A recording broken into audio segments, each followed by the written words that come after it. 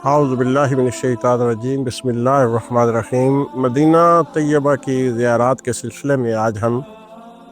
میدان احد میں حاضر ہیں، یہاں پہ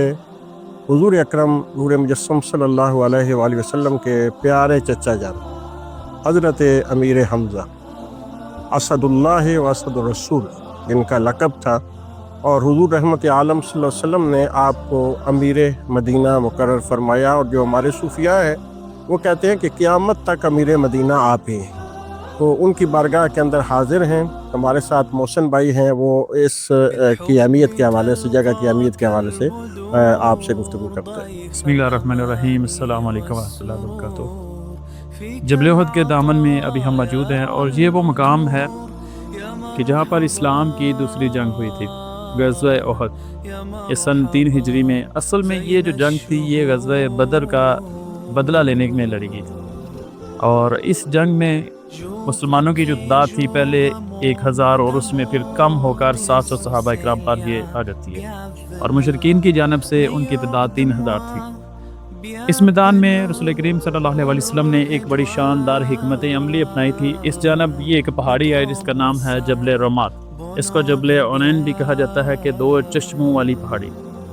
اس کے اوپر حضرت عبداللہ بن جبیر رضی اللہ عنہ کی نگرانی میں 50 تیر اندازوں کو مقرر کیا تھا۔ حکم تھا کہ جنگ کا نتیجہ کچھ بھی ہو اس پہاڑی کو نہیں چھوڑنا، کیونکہ یہ جو 2 پہاڑی اور جبل احد کے درمیان یہ جو درہ ہے اس کو محفوظ کرنا تھا، اور صحابہ کرام نے وہ آپ صلی اللہ علیہ وسلم کے حکم کی عدولی کرتے ہیں، اور 40 کے قریب صحابہ کرام نیچے اترتے ہیں۔ اس جنگ کی اگر ہم تفصیل بیان کرنے لگے تو ہمیں بہت زیادہ وقت درکار ہے، لیکن پھر بھی ہم مکمل ڈیٹیل کے ساتھ تفصیل نہیں بیان کر پائیں گے۔ مستر یہ کہ جب یہ صحابہ کرام نیچے اترتے ہیں تو حضرت خالد ابن ولید رضی اللہ عنہ جو کہ مسلمان نہیں تھے اس وقت، وہ گھوڑوں کی ایک فوج لیتے ہیں اور یہ جبل احد کا یوں ایسے چکر کاٹ کے اس جبل عنین کے پیچھے آتے ہیں، اور 10 جو صحابہ کرام اوپر بچے ہوئے تھے ان کو شہید کر دیتے ہیں، اور باقی جو نیچے صحابہ کرام مال غنیمت اکٹھا کرنے میں مشغول تھے ان کے اوپر یہ گھوڑوں کی فوج چڑھ دوڑتی ہے، اور ان کو کم از کم اس وقت 65 یا 67 صحابہ کرام کو موقع پر ہی شہید کر دیا گیا تھا۔ اور اس کے بعد جب رسول کریم صلی اللہ علیہ وسلم کے اوپر تیروں کی بارش کر دی جاتی ہے، پھر وہ ایسے شاندار کردار سامنے آتے ہیں جیسے کہ حضرت ابو دجانہ، حضرت طلحہ ابن عبید اللہ، حضرت سعد بن ابی وقاص اور دیگر صحابہ کرام نے اپنے جسم آگے پیش کیے اور آپ صلی اللہ علیہ وسلم کا دفاع کیا، اور پھر جب دوبارہ پتھر آپ صلی اللہ علیہ وسلم کے اوپر برسائے جاتے ہیں تو پھر آپ صلی اللہ علیہ وسلم کے چہرہ مبارک زخمی ہو جاتا ہے، دندان مبارک ایک کونا شہید ہو جاتا ہے۔ اور اس جانب یہ جبل احد کے دامن کی بات ہے۔ دوسری جانب جب میدان میں کیا ہوتا ہے کہ وہ وحشی بن حرب جو کہ بعد میں مسلمان ہوئے، وہ کہتے ہیں کہ میں جبل عنین کے دامن میں کھڑا اس طاق میں تھا کہ مجھے امیر حمزہ ملے اور ان کو میں معاذ اللہ شہید کر دوں۔ تو وہ ایک جگہ جبل عنین کے دامن میں ہی جاتے ہیں تو وہ اپنا وہ جو نیزہ تھا ان کے پاس جو بالا تھا اس کو پھینکتے اور ان کے سینے کو چیرتا ہوا گزر جاتا ہے، اور آپ زمین پر تشریف لاتے ہیں۔ اور جب وہ ہند تھی جو ابو سفیان کی بیوی، اور جب فتح مکہ میں مسلمان ہو گئے تو اس نے یہ عہد کیا تھا کہ میں معاذ اللہ سید امیر حمزہ کا جو کلیجہ ہے اس کو نکال کر چھپاؤں۔ تو وہ مکہ کی عورتوں کو جمع کرتی ہے اور ان کو کہتی ہے کہ اپنے اپنے خنجر نکالو، اور جتنے بھی مسلمان ہیں صحابہ جو شہید ہوئے ان کے جسموں کے کان کاٹ کے لے کر آؤ۔ تو کانوں سے آغاز ہوتا ہے، ناک آنکھیں تک نکال دی جاتی، حتیٰ کہ حضرت سید امیر حمزہ رضی اللہ عنہ کے جسم کو 12 حصوں میں تقسیم کر دیا جاتا ہے۔ اور جب حبیب خدا صلی اللہ علیہ وسلم جبل احد کے دامن سے یہاں پر تشریف لاتے ہیں تو صحابہ آگے بازو کھڑے کر، یا رسول اللہ صلی اللہ علیہ وسلم آپ نہ جائیں وہاں پر، کہ آپ کے چچا کے جسم کا یہ حال کر دیا کہ آپ سے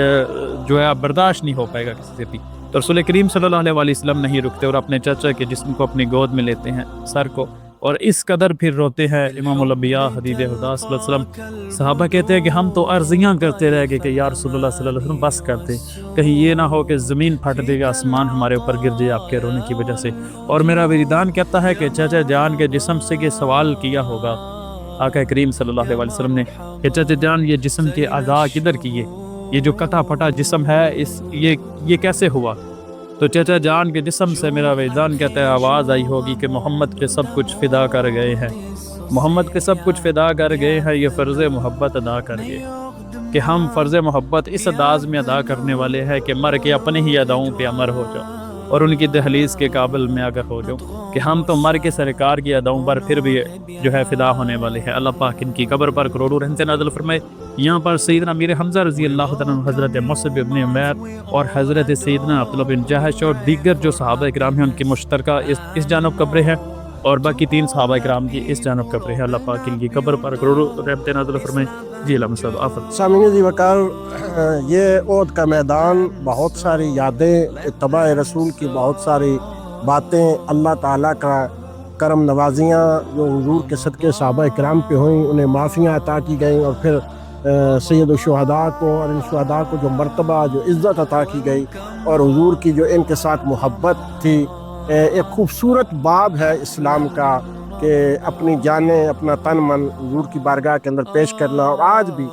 حضرت امیر حمزہ کی نسبت سے حضور کی بارگاہ کے اندر جو بھی بات عرض کی جائے وہ حضور قبول فرماتے ہیں۔ یہاں کھڑے ہو کر ہم آپ کے لیے دعا کرتے ہیں کہ اللہ تعالیٰ آپ سب کو بھی یہاں کی حاضری نصیب فرمائے۔ ان خوبصورت یادوں کے ساتھ جڑا رہنے کے لیے ہمارے اس چینل کو، کروان تمنائے مدینہ کے چینل کو دیکھتے رہیے۔ انشاءاللہ مزید کئی خوبصورت مقامات کے ساتھ پھر حاضر ہوتے ہیں۔ والسلام علیکم ورحمۃ اللہ وبرکاتہ۔